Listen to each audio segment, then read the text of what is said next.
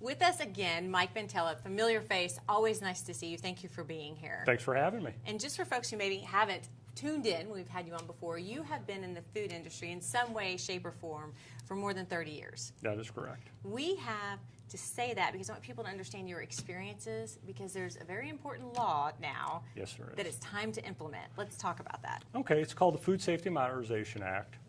It was really written into law in 2011, but it's taken us from 2011 till Halloween of this year actually to write the rules that goes along with the law, which is quite an extended period of time. There was thousands of comments that went along with it because it's the first time that the food law has actually been changed since 1938.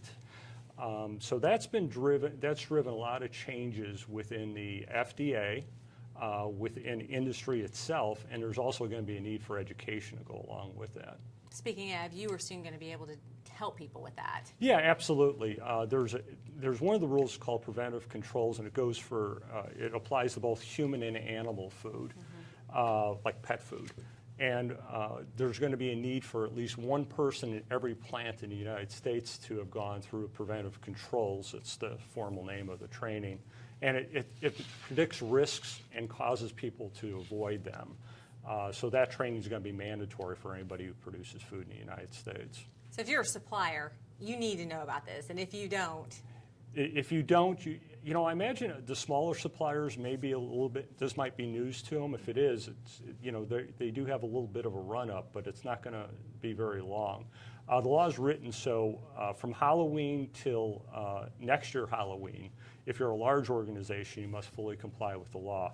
If you're a smaller company, you have 1 year after that to comply with the law. But complying with the laws may actually involve capital improvements or changes in processes that you may have. So it's not just simply, oh, today we comply with the law. It's going to actually change maybe the way your operation produces product, handles risks, and whatnot. What do you think one of the major changes is that they will see? We only have about 45 seconds. So. Okay. One of the major changes that they'll see is that the FDA is mandated to visit every location at least the first 3 years. I'll give you a point of reference. I ran food processing plants most of my life, and I've had one FDA visit my entire career. Wow. So you'll have a lot more interaction with regulatory agencies.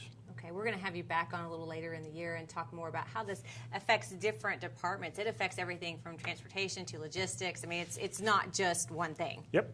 Okay. Mike Yes, ma'am. Bentel, thank you so much. Thanks.